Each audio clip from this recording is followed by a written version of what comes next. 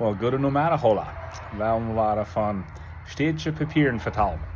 So die vrouw wat vielleicht meest het meeste gevraagd wordt, was de mino vrouw. Dat is, kan we met ons reispermit reizen? Op Engels nemen we dat een travel permit. Immigration nennt dat I-512 Advance Parole. Und so die Antwort ist einfach gesagt, jo. Aber dort ist ein Travel Permit nicht, das ist nicht für Scheingehen, das ist nicht zum Verkehr nutzen. Wenn ich da erreichen will, ich da immer Multiple Entry tekenen, dort sie wel mehr als einmal reisen und dann nicht länger als 14 Tage bieten sind.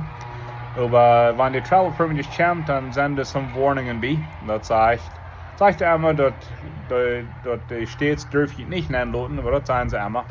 Ich was es jetzt sein, von all die 500 oder so von mir, was gereist haben, die sind auch alle drei gekommen. Sogar fertig, wenn die Green Card je denied ist, ich habe da noch Menschen, die haben den Travel Permit genutzt und die sind auch drei gekommen. Und so, was ist ein Travel Permit? Was ist nicht? Das ist nicht zum Verschenken fahren, das ist nicht zum Cancun reisen, das ist nicht zum Texas fahren. Was ist ein Travel Permit? Das ist für so ein Ding aus Kranke besiegen.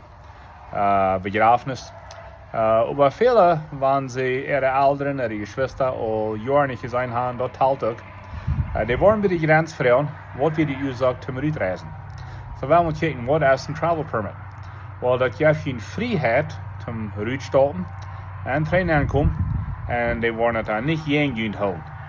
Das wird Advance Parole, das ich selbst erklären. Parole meint, dass Menschen haben Freiheit zum was tun, und sie wollen nicht gegen den Mensch halten.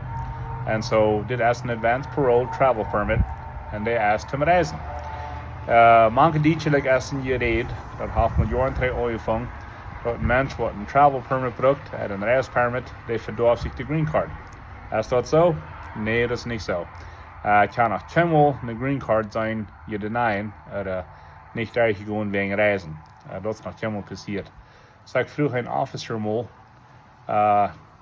ich sehe meine Clients, die haben Angst, um ein Travel Permit zu brauchen. Fragt der Officer noch warum? Ich sehe, well, sie haben Angst, sie wollen sich die Green Card verdorben. Sagt der Officer, na, was ist das? Dann lacht sie. Und so, wenn die ein Travel Permit haben, den je zu brauchen, oder die man gerade gebraucht, tut das halt ein bisschen. Und so, muss ich ihnen für die Grenze auch geben, ihr fahren, dann wird das nicht. Die dürfen nicht erst eine Freiheit verlieren. Wenn die ihnen ein Travel Permit gegeben, entweder Port von den Work Permit oder besieden bauen, dort ist die Freiheit. Die dürfen nicht bei den Grenzen angeben. Die wollen nicht mehr wissen, was sie dort sein sollen. Bloß wenn die Trainer kommen in die Städte, da wollen sie fragen, was wir die Ursache zum Rückfahren.